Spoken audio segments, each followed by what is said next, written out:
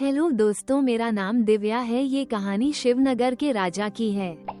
इस राजा की 3 रानियां थीं। वो अपनी पहली रानी से बहुत प्यार करते थे क्योंकि वो बेहद सुंदर थी। साथ ही वो अपनी दूसरी पत्नी को एक दोस्त मानते थे, लेकिन वो अपनी तीसरी रानी की तरफ देखते भी नहीं थे।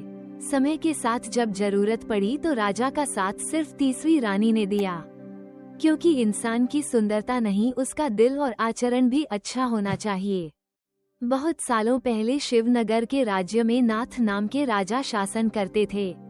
राजा की 3 पत्नियां थीं, लेकिन राजा अपनी तीनों रानियों में से सबसे ज्यादा प्यार अपनी पहली रानी से करते थे, क्योंकि वो बेहद खूबसूरत थी। पहली रानी के सुंदर होने की वजह से राजा अपनी दूसरी और तीसरी रानी की तरफ कम ध्यान देते थे।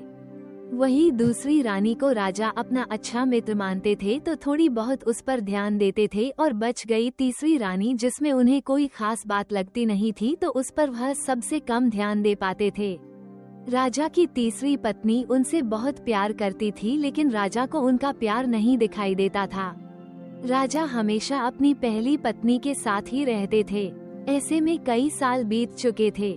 राजा की तीसरी पत्नी हमेशा यही उम्मीद में रहती थी कि किसी दिन राजा उनके पास आए और प्यार भरी बातें करें, लेकिन ऐसा कभी होता नहीं था।